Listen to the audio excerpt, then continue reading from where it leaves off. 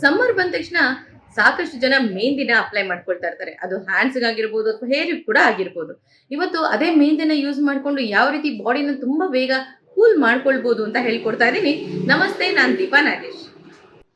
ಹೆಚ್ಚಾಗಿ ಸಮ್ಮರ್ ಬಂದ ತಕ್ಷಣ ಮೆಹಂದಿ ಎಲೆಗಳನ್ನ ಚೆನ್ನಾಗಿ ಗ್ರೈಂಡ್ ಮಾಡಿ ಹಚ್ಕೊಳ್ಳೋಂಥ ಅಭ್ಯಾಸ ಸಾಕಷ್ಟು ಜನಕ್ಕಿರುತ್ತೆ. ಇದು ತುಂಬಾ ಒಳ್ಳೇದು ಕೂಡ ಹೌದು.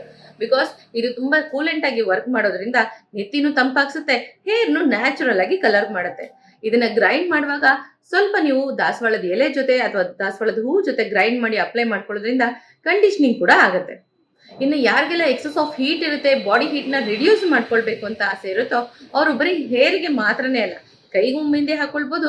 ಜೊತೆಗೆ ಒಂದು ತಟ್ಟೆಲಿ ಮೆಹಂದಿನ ಹಾಕಿ ನೀರು ಹಾಕಿ ಚೆನ್ನಾಗಿ ಅದನ್ನ ಡೈಲ್ಯೂಟ್ ಮಾಡಿ ಅದರಲ್ಲಿ ಪಾದಗಳನ್ನ ಒಂದು 20 ನಿಮಿಷ ಸೋಕ್ ಮಾಡಿ ಆನಂತರ ಚೆನ್ನಾಗಿ ವಾಶ್ ಮಾಡೋದ್ರಿಂದ ಬಾಡಿಲಿರೋ ಎಕ್ಸಸ್ ಆಫ್ ಹೀಟ್ನೆಲ್ಲ ತುಂಬಾ ಚೆನ್ನಾಗಿ ರಿಡ್ಯೂಸ್ ಮಾಡೋದ್ರ ಜೊತೆಗೆ ತುಂಬಾ ಒಳ್ಳೆ ಕಲರೆಂಟ್ ಆಗಿ ಕೂಡ ಕೆಲಸ ಮಾಡುತ್ತೆ. ಸೊ ಈ ಸಮ್ಮರ್ ಅಲ್ಲಿ ಖಂಡಿತವಾಗ್ಲೂ ಇದನ್ನೆಲ್ಲ ನೀವು ಮನೇಲೇನೆ ಟ್ರೈ ಮಾಡ್ತಾ ಬರ್ಬೋದು. ಇದೇ ತರನೇ ಮತ್ತಷ್ಟು ಇಂಟ್ರೆಸ್ಟಿಂಗ್ ಅಂಡ್ ಇನ್ಫಾರ್ಮೇಟಿವ್ ಆಗಿರೋ ವಿಡಿಯೋಸ್ಗೋಸ್ಕರ ಫಾಲೋ ಮಾಡಿ ವಿಶ್ವವಾಣಿ ಹೆಲ್ತ್ ಚಾನಲ್.